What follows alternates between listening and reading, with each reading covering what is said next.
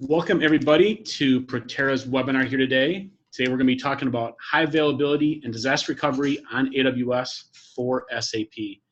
We're going to be recording this presentation, this webinar, so it'll be posted out to social media, out to YouTube shortly thereafter, and we'll send you a link if for some reason you can't join the full webinar or if you want to pass along. Today our presenters are Pete Dittmars, who's sitting next to me. He's Director of Client Services at Protera. And myself, I'm Patrick Osterhaus. I'm CTO of Protera. Again, wanted to thank everyone for their time. We'll probably keep this to 30 to 40 minutes. We have some time for Q&A, so feel free to launch those questions at the end. But before we get there, we're going to talk for a few minutes about Protera. If you haven't done work with us or heard about us, we'll talk a little bit about our services and our experiences, what we've done here in the 20 years since we started. And then we're going to jump right into running SAP on AWS. And that will segue into our topic for this webinar, and that's around high availability and disaster recovery, specifically for AWS for SAP. And then we'll jump into the best part, which is the customer use cases. So we've got a lot of good examples, ones that are fresh off the press as of, 2 days ago, went live. So we can talk to those. And again, we have time for Q&A. So want this to be a valuable time for you. Hope you get some good value information we're going to send to you, and feel free to ask any question. We'll do our best to answer it the best we can. So we'll jump right into our introduction on Protera, and I'm going to turn it over here to Pete Dittmars, and we'll learn a little bit about our company. Good, thank you, Pat. Just wanted to give a little overview of who we are and what we do, what we offer. Protera has been in business since 1998, headquartered in Chicago, Illinois, focused mainly on SAP-centric customers. We have employees and customers in all geographic locations around the world, which gives us 24/7 coverage for all of our support for our customers here in the States and abroad. Our mission is to deliver the best forward-thinking ITO services platform to empower organizations to leverage IT to drive business growth and efficiency gains. Services, we'll get into a little more details in the coming slides. We'll talk about our AppCare platform, as well as our FlexBridge suite of tools and processes. Also talk a little bit about our certifications. We hold numerous certifications with SAP and AWS that will be of interest to you. And just some things that differentiate us from our competitors is our ability to deliver not only SAP services, but help integrate all of our customers' platforms within the public and private clouds, as well as on-premises. Again, our SAP and cloud certifications and our ability to do quick and seamless migrations from one landscape to another. So Protera is a global certified SAP hosting partner. We earned this latest certification in January 2017 through a 3-month audit over 3 continents covering Singapore, Amsterdam, and Miami, where we have some of our operations. We additionally have AMS, Application Management Services, Cloud, HANA, Mobile, and Run SAP certifications. SAP has recommended AWS to work with Protera as far back as 2010 toward the SAP certification of AWS to run SAP. So we've been a partner with AWS since 2011. We've been using AWS to host demo systems as far back as 2008, I believe. And we've been a partner with SAP since our inception in 1998. We've got at least 15 SAP references on AWS that's growing on a weekly basis.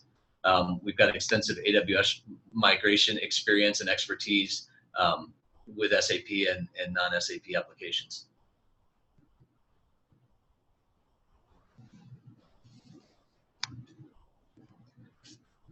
So this slide talks about the Protera's AppCare platform. It's a platform that provides managed services in customer on-premise environments, private cloud, public cloud environments. AppCare provides an integrated environment for customer applications with full software lifecycle of design of architecture, implementation, and migration, go live, and steady state support. AppCare is offered for all SAP solutions and many of the enterprise applications which integrate into SAP and companies may use to run their businesses. the AppCare platform it's a technical platform in addition to our people and processes that are wrapped around that technical solution.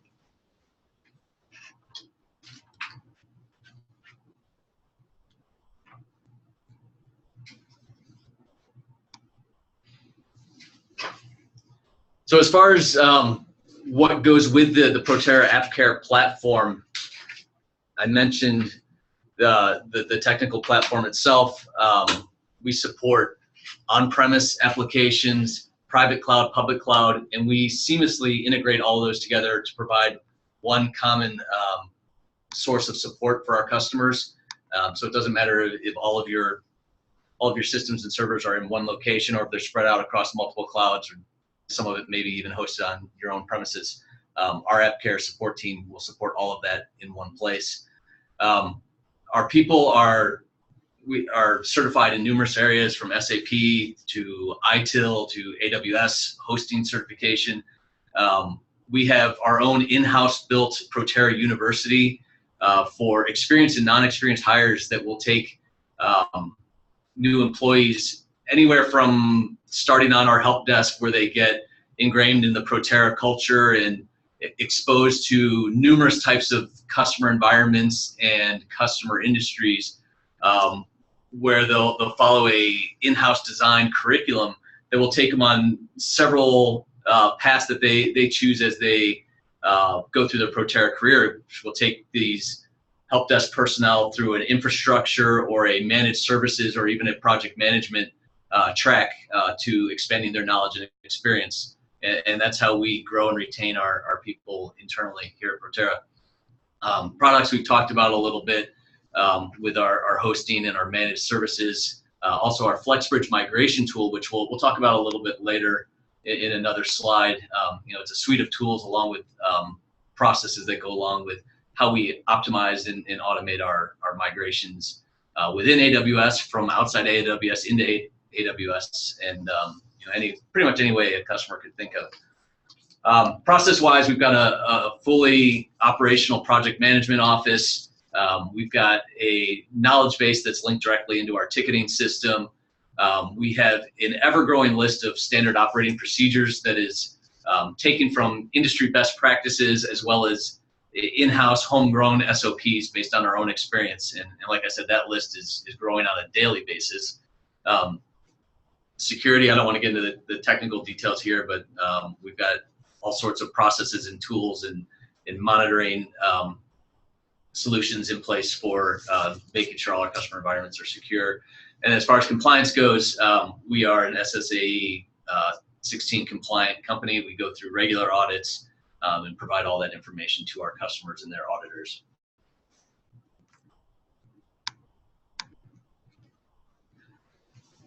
Okay, Protera has been doing implementations and migrations of SAP for over 20 years. We help our customers design and deploy custom solutions, which are based off of a whole series of standard solutions that we've developed here in-house. We understand that everybody's environment is slightly different. And that's why there's always a design and customization phase. But we do have a standard set of templates that help us to minimize the length of our projects and any downtime that may be incurred during the migration.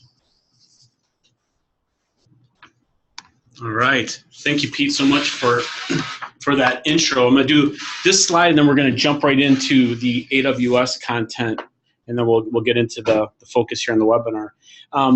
I'd say this slide here is what differentiates Protera.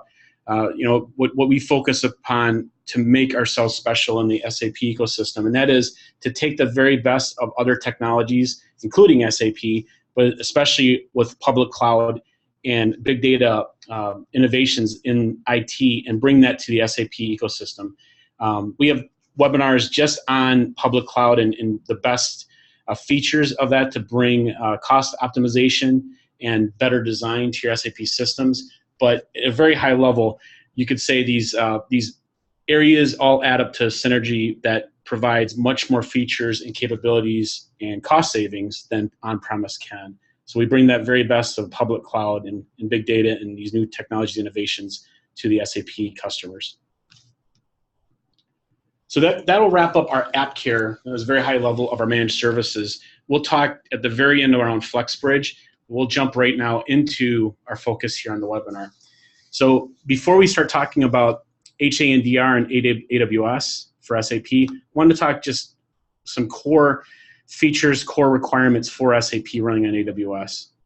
So I always like to share this AWS slide, and this shows, as of very recently, all of the versions of, or more software solutions that SAP provides, the databases, and the OSs that are supported to run those solutions. So you can see pretty much any new version of SAP software is now fully supported in the AWS public cloud, as well as the most recent versions of S4 and BW for HANA. So you can take those biggest workloads and move those into the public cloud, as you can see here on this slide. This slide I especially like because it shows the innovation and quick innovation cycle that AWS provides the IT market, and that is especially true around the HANA space. If you look at that R3 8X large, which is in the middle of the slide there on the right side, that was the only instance, the only compute or server size that was available as of 2 years ago. And you can see the SAPS ratings. That SAPS ratings, if you're not familiar with that term, that basically measures the power of a server that you can run SAP. You can see since that time of 2 years ago with the announcement of HANA on AWS, you can see now there's 4 different instance sizes that are available. In the roadmap, there is going to be instances up to 15 terabytes. That's going to be coming within, as soon as they say, the next 18 months. That's very, very exciting to run the very largest scale-up processes, scale-up servers for SAP on AWS. Then you can see on the left side, those are non-HANA certified instances. There's a lot more instances that can be run for non-prod. So if you have a smaller system, for some reason you don't want to run it with these instance types, there's ones that you can run for non-prod, but this is pretty much the gamut of what's SAP approved, certified, and what you would run it on. Also, before we talk about HANDR, I just wanted to go through some of the ground technology that is utilized for those technologies, and that is around the compute, which we see here are these EC2 instances. And for a traditional SAP landscape, we have a dev quality production. And then we'll have the storage, which is shown here as EBS volumes. That's the elastic block storage. And that comes through many flavors. There's magnetic, which you can think of as your regular disks. And then we have solid state drives, as well as provision IOPS. So we can really control and provide really powerful servers at any kind of flavor and speed that's required for SAP compute. And we're going to talk about this topic here on the availability zone. That's pretty much the concept of a data center in the AWS cloud. That's going to be an important topic here with HANDR, which we'll talk about very shortly. And the other important topic to talk about is the S3, and this is the lower price storage of backups that we primarily would recommend to throw backups into to provide protection. And again, this provides some features for DR. We'll talk about that shortly. And then lastly, the big area is around the regions, and that's one of the best advantages of AWS Private Cloud is all the availability of regions worldwide. So you can really pick anywhere around the world you want to put your target DR system into and have it connected with the AWS networking. So taking that simple idea and extending it, and we're going to get into this in the next few slides here, is taking this traditional landscape and adding a whole bunch of features to provide multiple nines of protection for that landscape and that the compute resources. So in here, we extended that dev quality production system with what we're going to see here is CloudWatch EC2 Auto Recovery, which I'll briefly summarize here, and we'll see it in later slides. The EC2 Auto Recovery provides a very low-cost way to share the storage and have those virtual machines, those instances, have protection on the virtual machine level. So if that, you could say the hypervisor, if that would fail for some reason, there's a memory error, or for whatever reason that operating system fails, it will automatically restart in another server. Now this isn't HA, this isn't application persistence. The server's going to crash and it's going to come back up in a few minutes. Yet the data is going to be available for reuse immediately by this other instance. So it doesn't take place of other more sophisticated, better protected HA solutions. Yet this is a bare minimum. If you're going to build a system that's production and you don't have a more elegant, more sophisticated HA scenario plan, at least do this for the meantime, or at least do this for your non-ECC production environments, and you can protect it that way. So that's available within an availability zone. So you can see that in 1A on the left side. That is your data center. So think of this as, if you're having a clustered environment with VMs, or have two physical appliances networked together, and you're gonna have those protected within a data center. This is similar to that idea.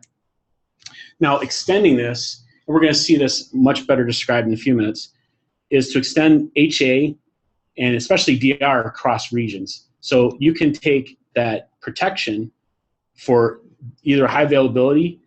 High availability could be shown within another availability zone. So imagine, it's not shown here, but you could have 1B that's going to be in the same region in Virginia in a different data center, and we could protect those systems with high availability. Within a close region, close geography, we can still have them with a failover, highly available setup. So failover is instantaneous, and it gives the best protection of that server, those systems. And extending that further, and again, we're going to get into more detail on this, is around the DR concept, where we're replicating that system over regions. So we'll get into that and this idea we call the pilot light. Not the focus of this webinar yet. I wanted to show this slide just because it provides context of all the use cases and where does DR and HA fit in here. So we see a lot of adoption. Cloud is no longer something that's a big question, and will it work for SAP? It's certainly been proven. It's been proven it's secure. It's been proven it's safe. And we've gotten those questions over the last 5 years of, when's the best time to move from on-premise to cloud? So we're getting all those questions answered. And in the past, these use cases were extremely beneficial for new prospects and customers looking to move to cloud, of where to start that. So we've seen, adoption in all these areas. One special area which we're going to talk to here, the purpose of today's webinar, is around disaster recovery. We've seen for a long, long time, and our very first DR system, which we'll talk to, a case study in a few minutes, is around replicating an on-premise database into the AWS cloud. So we actually started doing that 6 years ago for non-HANA systems. And very recently, through help of one of our operating system partners, we were able to bring that same concept to the HANA and S4 HANA system. So we'll talk about that. It's really exciting capability now that we can leverage for on-premise HANA systems and S4 HANA systems to replicate and have protection for DR in the public cloud. So let's jump into it. So we're going to talk about the general topics of HA and DR now. And I'll go over these pretty quickly. The advantages for doing DR in AWS is simply the lowering of cost. And this is a key benefit of why we saw companies adopt AWS Cloud to connect their hybrid, or connect through a hybrid setup, their on-premise systems. Just because the nature of DR, where you don't need the system all the time, it doesn't have to be scaled at 100% size of production, and it provides a very protected environment for that target where it's always going to be available in case of a disaster. So all these features serve as advantages to great reasons why you want to use AWS as a target. We're going to talk a little bit more about the pilot light. This next slide talks a little bit to this, and that's around the scale up when needed. We're going to see this in the next few slides, so it'll show some better examples. Yet, the idea behind the pilot light is when you replicate a system, you don't need the full footprint of that source system to run to have replication be received for the target. So using the pilot light idea is you have a system that's sized, for example, say 10% of the production size. So that system will run all the time, will always be persistent with whatever replication, whatever changes happens in production.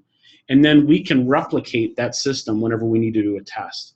And the important feature here is not only does it provide many numerous copies of doing a DR test, you can do it for multiple teams at the same time. Most critically, it never breaks your pilot light, that synchronization. So you always have the failover capability when you're doing testing. So it's a key feature. Not only is it cheaper, but it provides protection at all times, and you get multiple tests going at the same time. Another key benefit here, it's not shown on the slide, but it's one of my favorite side effects of having DR in AWS, is that you get a replicated copy of production at any time to create into quality. So if you have a very expensive hardware server that you're paying lease on to keep that replicated with production, this is a good way to get rid of that system, replicate that in the cloud, and then you can make a copy of that whenever you need a new copy of production to do regression testing on or any patching. And obviously working AWS to AWS is a great use case scenario. There's some super features within the AWS cloud to do that. Yet it also works with other private clouds and public clouds to replicate the AWS. And as we mentioned, the best use case early on in proving the worth of public cloud and AWS is the on-premise AWS. And this works extremely well. You don't even need a dedicated network connection to do that. It can be over VPN site to site. We actually encourage companies to start there, and then they can find out how much bandwidth they're going to require. But typically, once a DR system is seeded, meaning after it's copied into the cloud, the replication doesn't take a humongous amount of bandwidth overhead. And the way we've designed our disaster recovery as a service is to have recoverability and monitoring built in. So if there is an outage in the network, it doesn't break your capability to recover anytime. It provides error correction and the recovery when that network connection comes back. So lastly, on the heady topics of what you should be looking for HA and DR overall, these ideas, you want to start with your business of looking at where do you want to replicate to.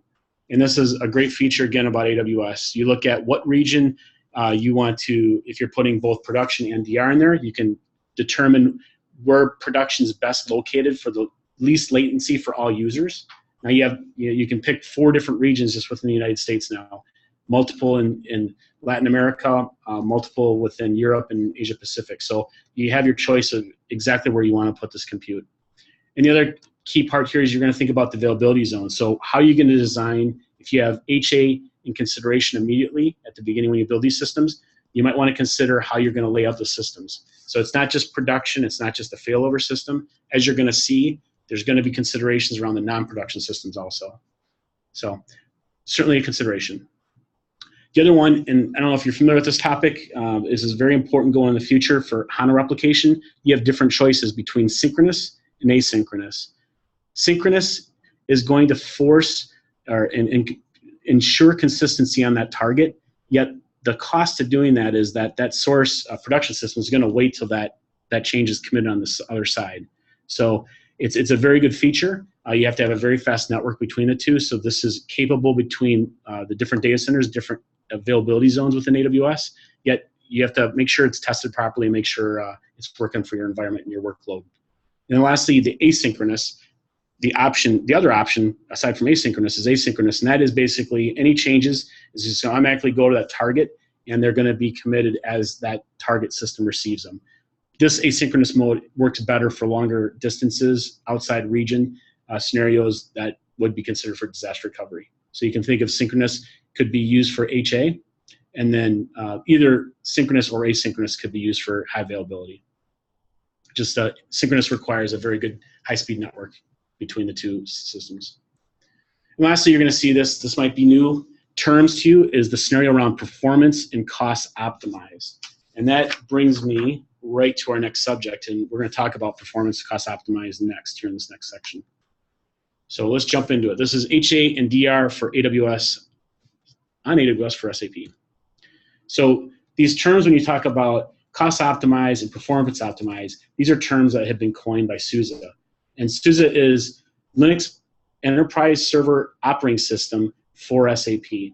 And as you can see here on the slide, it was the first EC2 OS that was provided for SAP on the marketplace, as well as the first validated open source high availability solution. And there continues to be very, very new features.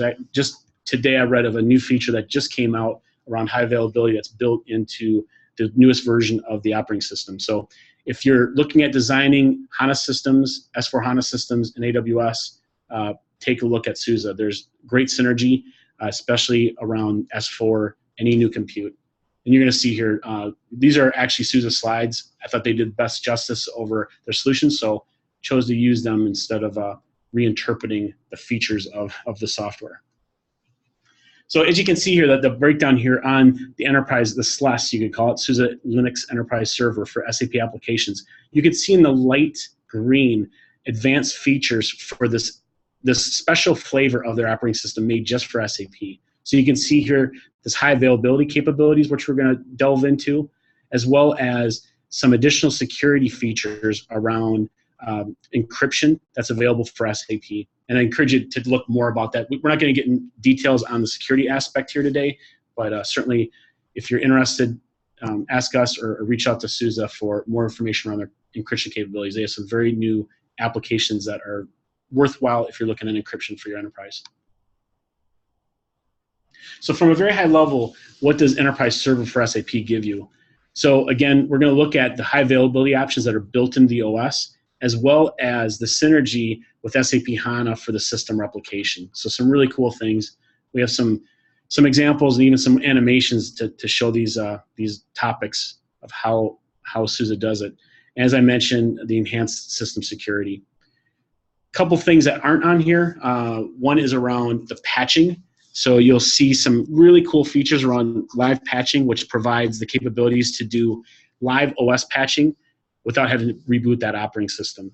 With very large HANA systems, you're talking about maybe half hour to reboot a server because it's going to do a DIMM memory check. That is not required when you do the live patching. So you keep up on the security patches that you should be doing every quarter and not have to take a reboot of the OS. Some customers still will like to restart SAP at the time, but that becomes a 5-minute outage instead of an hour outage. So that's a key feature, something to look at that's built in the SUSE Enterprise Linux operating system, as well as, and it's referenced particularly here around the performance optimization. A lot of performance tuning, especially around the SAP application that's provided in SUSE Linux. So getting into the special capabilities of SUSE for SAP, there's a couple things. This picture abstracts it. And it goes around, you can talk about the agents. So there's a couple agents that watch the system. So you can see here on the left side, the primary node. And you could simply say this is a watchdog process that's going to look for activity on that primary node.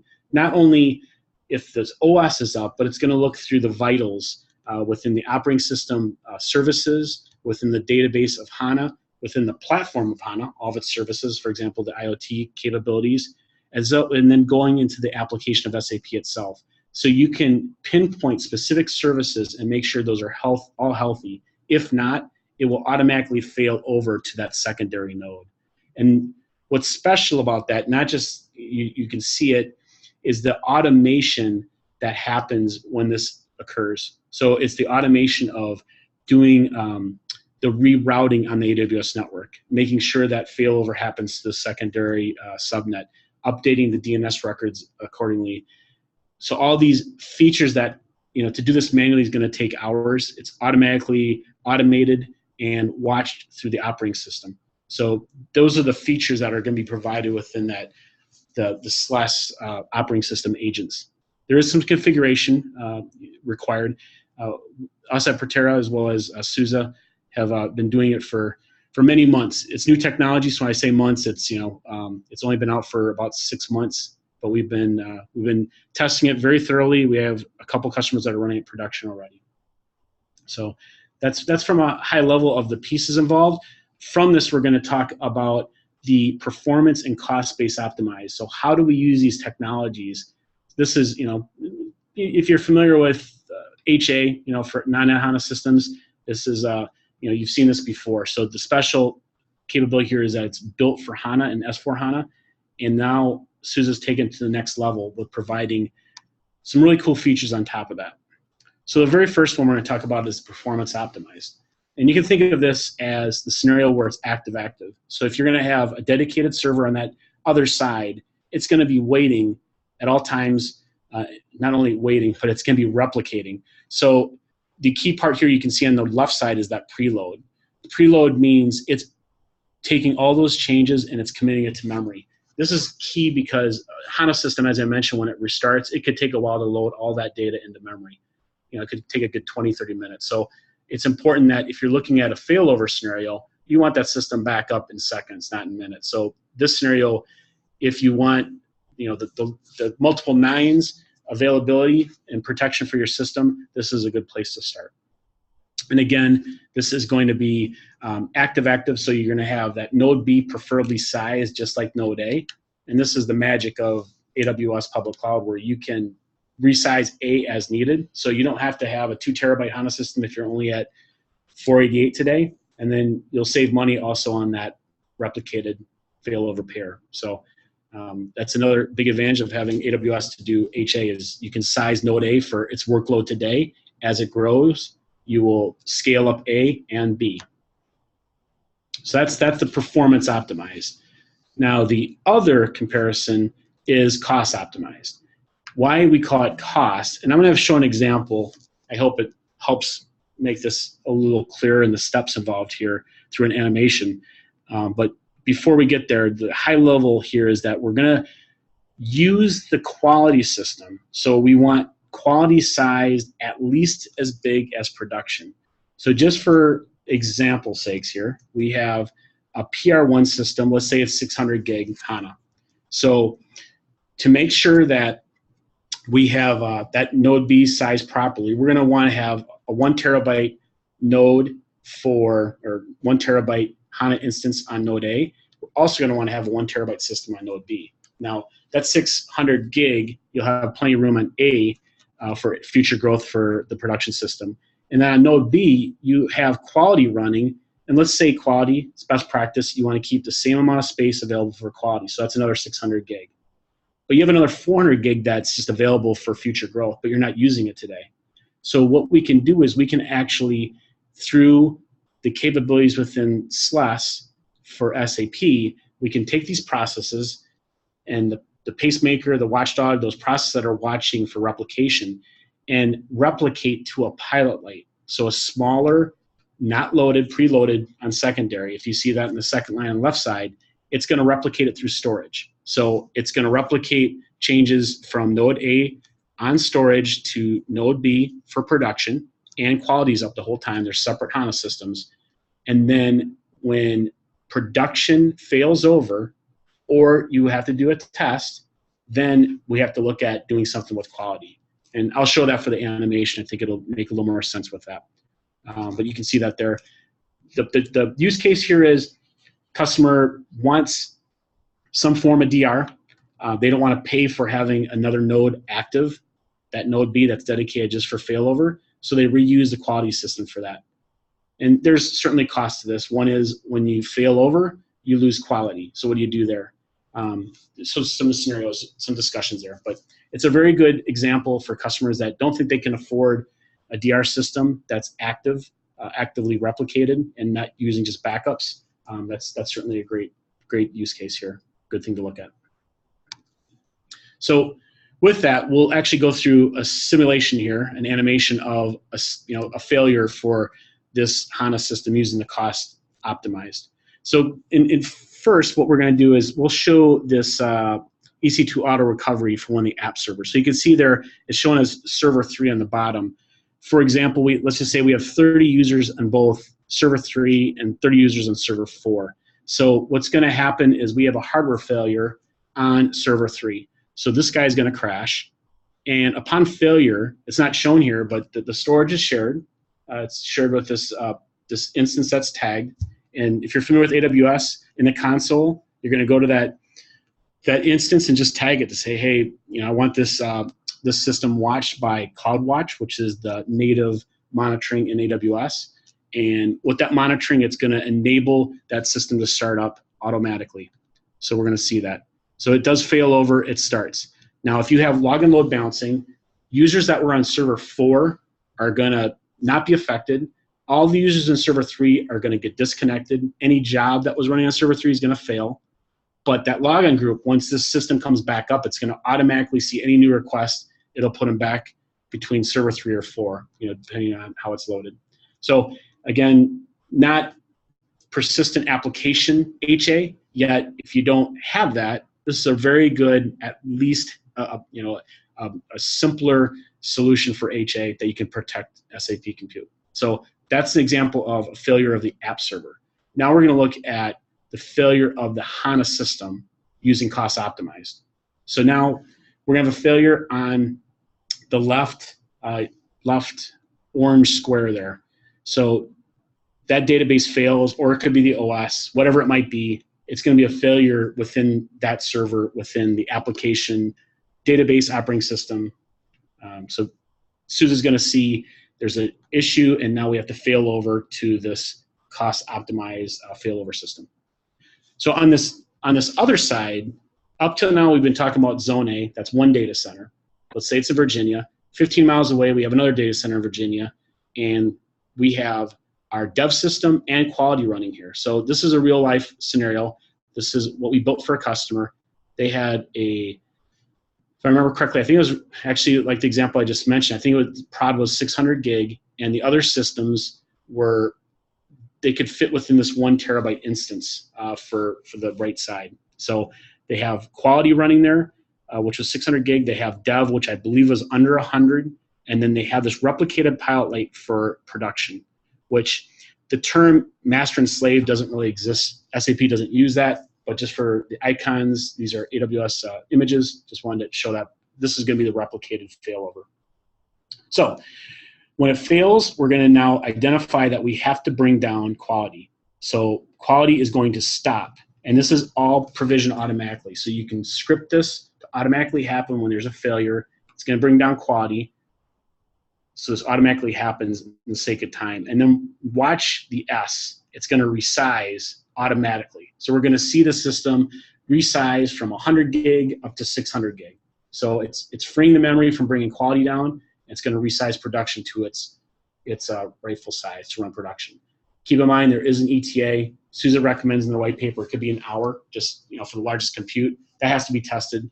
We've seen for 600 gig that can be down to 5 to 15 minutes. So there will be an outage, but for the scenario of disaster recovery and possibly HA, I don't know if you want to consider HA within 15 minutes, at least DR, this could be a good scenario.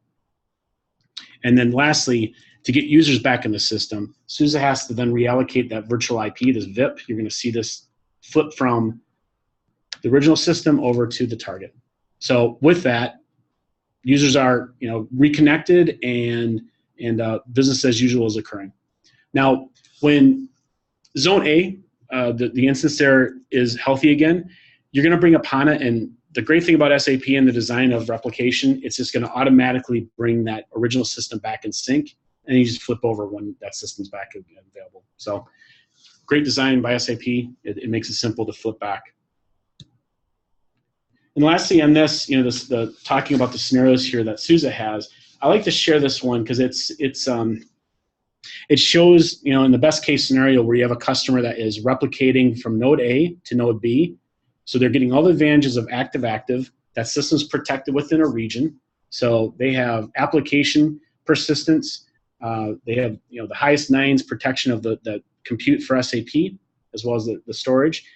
And then they're also taking on another level where they're doing asynchronous. So notice A to B is synchronous, that's HA, and then they're taking the replication of B to C with an asynchronous copy. So it's providing protection across regions. So this could be, Virginia is in for node A and B, and this is going to the West Coast for C, or this is going, to another country, for example. So extending those ideas further, you take performance optimized, and then you replicate it to another region. So very, very cool stuff.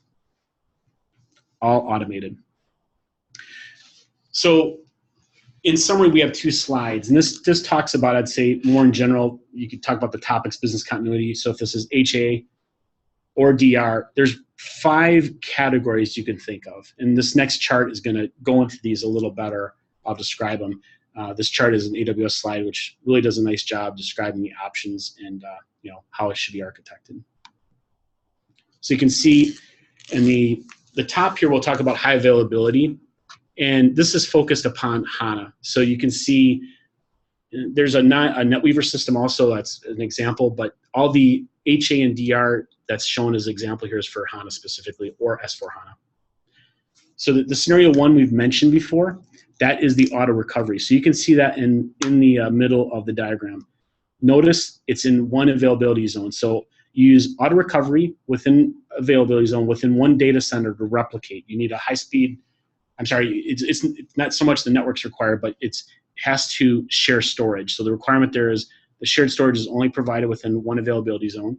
And that's at a minimum for HA, you can set up your system with that. It's important to note also that if you have a more elegant scenario setup for replication with two, this is the synchronous HANA replication. And this is provided by SUSE, so you can replicate the HANA system, not only the database, but the file systems. If you have two, you have this better solution, you're going to want to disable one.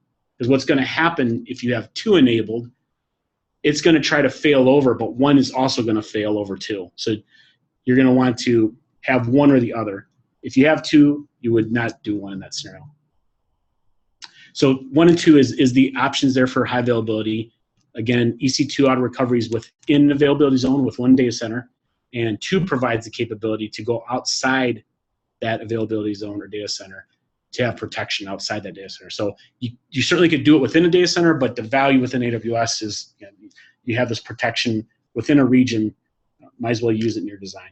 So highly encourage you to use 2 only across availability zones. And then we talk about disaster recovery. We have a lot of options available here. I'll talk to first 5. So if you see in the middle, it's the brown arrow there that's going to another region. So again, notice region A up in, sort of lost there in the middle of the screen there. Region A is Virginia, and then we're replicating that HANA system. All changes will be asynchronous. That's going to go over to, for example, the West Coast. All changes are protected. They're going to another region. So if there's a connectivity issue, that customer cannot connect to that region, we can fail over very easily over that region B. And that's replicated within seconds, with proper networking. You would probably want to have a dedicated connection, not just a site-to-site for that scenario. So that is number 5 there.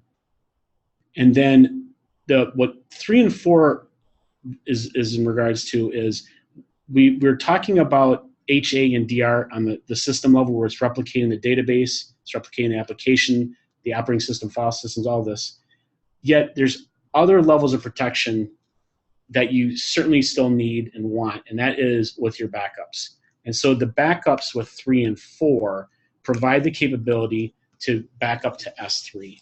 And the magical thing about S3 is that when you back up into that storage, it replicates it across multiple data centers, across multiple availability zones. So within 3, you're going to back up that system to multiple data centers in that region A, in that Virginia region.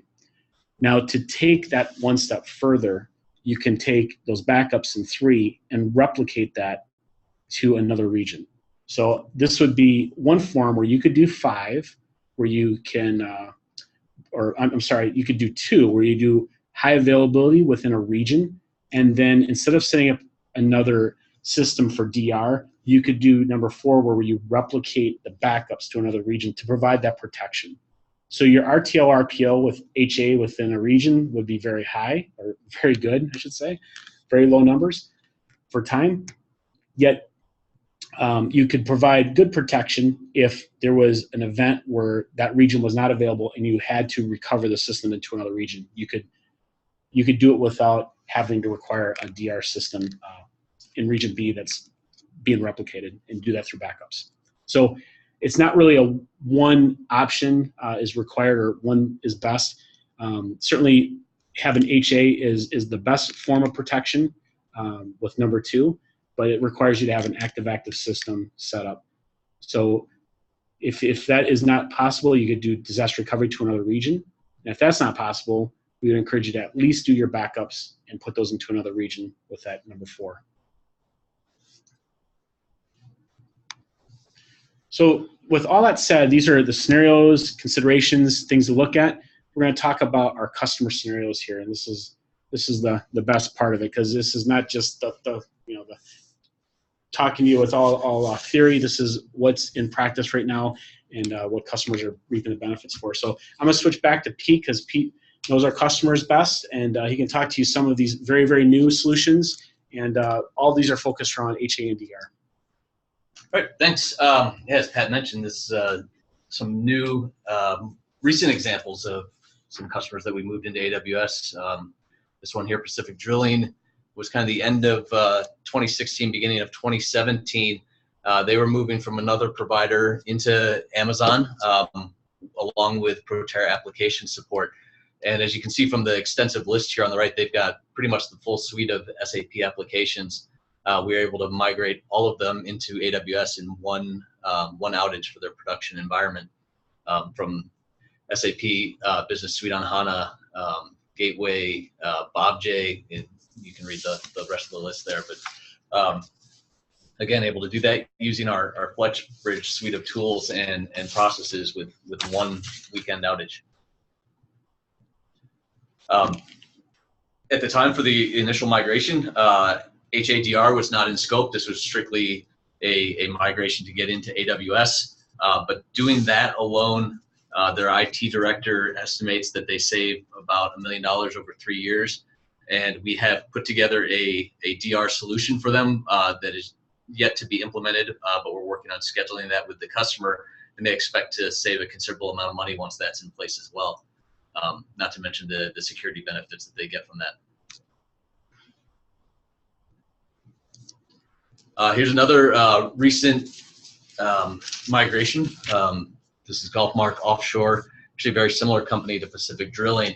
Also had a pretty extensive list of SAP applications. This was an existing Amazon AWS customer. They wanted to move to Protera application support. So this was more of a takeover of the Amazon account. We were able to do that absolutely seamlessly earlier in this year. But this is an example of a customer that has their primary and their DR all within Amazon. And Pat, if you want to talk to the technical details of a little bit, but yeah, this one's all non-HANA. So the pilot light concept was used here. So we replicate not only the application, the database, also the file systems. In this case, it's Windows, so it's the drives. Yep, certainly. And you can see the extensive list all protected. And what's especially cool is they can take that whole area within that VPC, they can replicate that within minutes and have a test of the full DR, at any, just within an hour's time. So it's a really cool feature. So I'll add, high level on these three, all really cool use cases for different reasons. Harvey, very, very large database. Right now it's close to 6 terabytes that's replicated to this pilot light. That system's non-HANA today. They're going to HANA very soon. That's on-premise, going to AWS, and that is over a VPN site-to-site. So it's proof that the largest systems can be fully supported in AWS, even with the VPC, the standard networking capabilities. So very, very cool solution there for providing protection for Harvey. This case was actually our very first DR system we set up. That system was set up in, I believe, if I remember correctly, 2011. At the time, Oracle 9, SAP version 3.1, and within those older versions, it's actually harder to set up DR. You think it'd be easier, but in the later versions of all the databases, they have improved vastly on replication capabilities. So proving that even with older versions of SAP, of Oracle, and of Windows, you can pretty much create a DR solution for any kind of environment. So it's a very, very strong use case. And the last one also mentioned here, just high level, is Midwest Tape. Midwest Tape, they have a streaming capability, streaming product that if you've gone to one of the libraries recently and you rent a movie, instead of getting a DVD, which used to be their business and still is, they're moving to Hoopla, which is a streaming product very similar to Netflix, that customers of libraries can go and rent movies. They have all that streaming capability built into AWS, and so they wanted to have their DR system also take advantage of that, being that there's a tie-in within the streaming library in their SAP system. Today, that system's on-premise. They're looking to move their production system into the cloud also. Yeah, thanks. Fitch Ratings is actually the most recent Protera AWS success story. They went live in production just this past weekend, so they've been live for just a few days now. Fitch Ratings is a large global financial services firm. They actually moved from ECC 6.0 on Oracle to HANA on SUSE in AWS, all in one downtime window. This all took place this past weekend. So the upgrade and migration to HANA, as well as the migration from their on-premise data center into the AWS data center. Technical downtime on that was about half a day. They were down for most of the weekend to do all their testing and integration after the migration took place. But the fact that all this was able to be done in one step, one outage window, was a really cool project. And you can see from the list of applications and servers in there, again, a full list of SAP applications. And again, they're up and live as of this past Sunday, and as of this morning, no application issues whatsoever. Very pleased with the performance running in Amazon. Yep, and a key part to that was they wanted to have protection, so they've built the system replication within the region, 1A to 1B. So it's a key feature, key requirement for go live is to have the systems protected.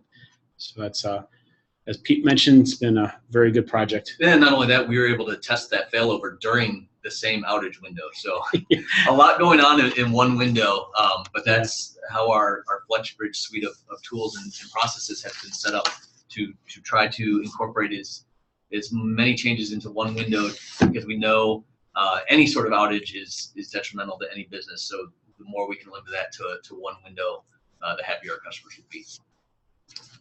So that brings us to the last few slides here, and I'll describe within a few seconds about FlexBridge. We have webinars that talk to this.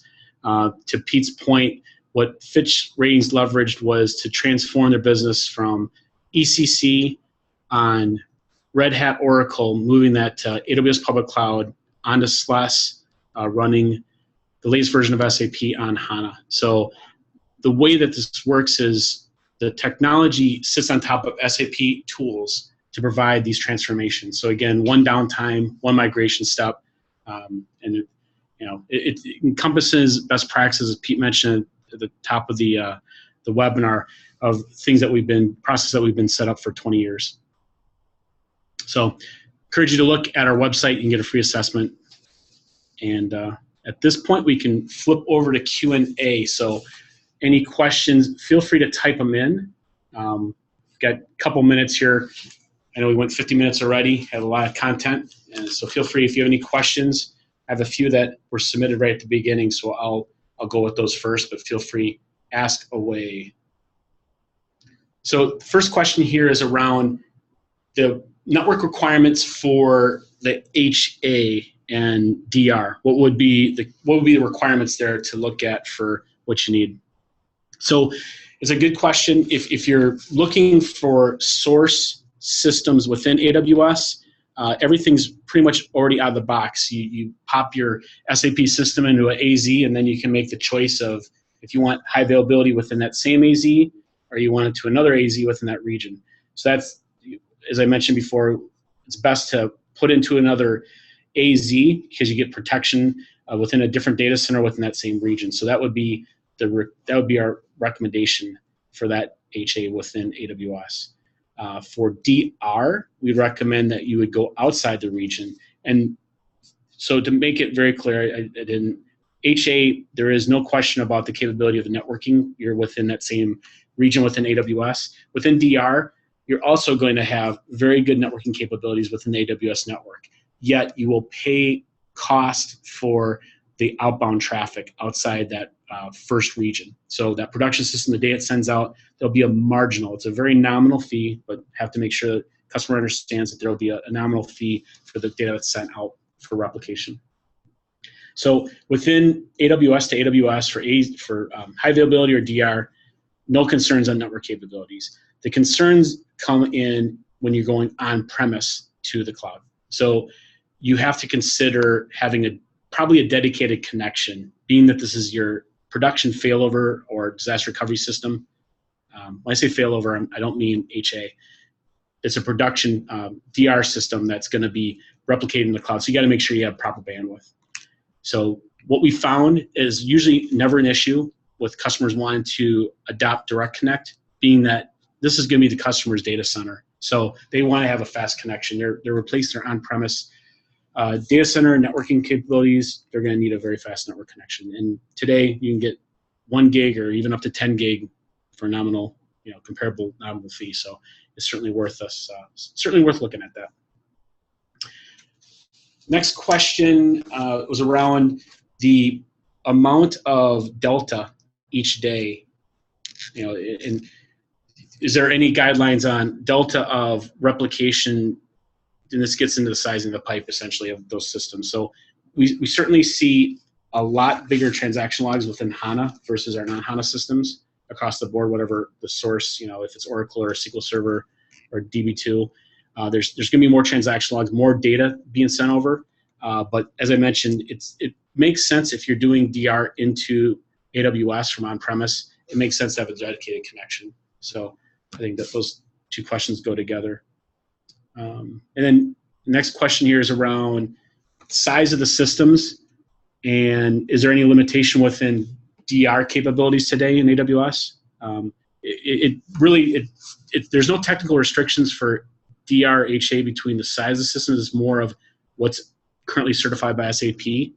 And today that is a 2 terabyte system for HANA to replicate to another 2 terabytes. So that would be the upper bound. However, in AWS, we'll know the very latest on this, so we can certainly get you more information if you're interested. But right now, I believe there's a scenario where you can go up to close to 4 terabytes on a use-by-use basis. And as I mentioned before, they're looking at 15 terabytes in the next few months.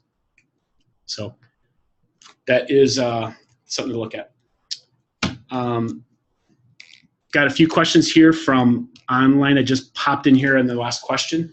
So the question is there any benefit to try to POC AWS with just Soulman? Is there any performance issues with Soulman being on AWS? So that is certainly doable, and highly recommend any system putting in AWS. Soulman, there's a lot of chatter, especially depending upon the use cases. If you have monitoring set up, there can be a lot of RFC calls back and forth. Yet we were pleasantly surprised at how well of site-to-site connection works between even pretty high traffic areas. So I would encourage any POC. That's going to be part of the POC, is to test the network and see your bandwidth requirements there. Start with a VPN, site-to-site first. Put your Soulman in there. And I'll also mention it. We really didn't. We didn't talk too much about migrations here, but there's certainly a capability where if you have a version of SAP, the solution runs, it's certified for AWS, and your OS and databases, you can do pretty much an exact copy of that system over to AWS. And there's a myriad of ways to do it. We've covered this in other webinars. Are happy to reach out. And we're happy to go through those options with you. But I'd say any POC you can do in AWS, I would do it. We haven't seen one use case that just will not work. And as long as it's certified to run AWS, there's no reason not to do it. And again, it's not the purpose of this webinar, but we have in other webinars, we talk about the hybrid model quite a bit. We have companies that run BobJ in the cloud, and they have their ECC system on premise, and that works extremely well. We've also seen customers run non-prod environments in Amazon while their production's on premise until they get the buy-in from their business to move production into the cloud as well. And we have not seen issues with performance between the non-prod and the prod when they're separated that way. Yep, good point. Thank you, Pete. Another question that just came in was around the backup, that part of disaster recovery planning. And that is, what tools do we see out there? So the first recommendation we have when we talk to our customers or prospects looking at AWS is to not try to fit exactly, the round peg you have into the square. to look at this opportunity as a vast opportunity to transform how you do IT. And so I'd encourage you to look at what is out there for backups today. There is tools that integrate directly to AWS. So start with that, as well as look at the native features within AWS with snapshots. So really good area to focus upon. And again, if you have some resource you want, pinpoint you to, happy to send you some information on that. But encourage you to look at what's the native capabilities of AWS for backups. And within the S3 backup, when you back up to S3, which replicates to multiple data centers, you then have that replication within just setting up a workflow policy within AWS, and that replicates to other regions. So some great features. And we haven't seen in IT, I've never seen it, where one day AWS comes in and provides a 50% discount the next day on their service, and that's exactly what they did last summer with S4, or with the S4, the S3 storage, where they had it at 9.7 cents a gig, and it slashed down to 5 cents. So literally, the storage cost went to half in one day's time. So, the point being is that doing backups, putting your compute in AWS, it's very cost efficient, and that innovation cycle, they're passing those savings on to the customers. So with that, I think we exhausted all the questions here for the moment, and we're coming up to our 60 minutes. So we will stop the recording, but encourage you to reach out at our website, at our email, at the phone number, LinkedIn, Twitter, YouTube, however you want to do it. We're happy to talk to you. And also encourage everyone, if you're going to SAP Tech, we will be there. Reach out to us and make sure we see you there. Thanks everyone for your time, and look forward to the next one. See ya.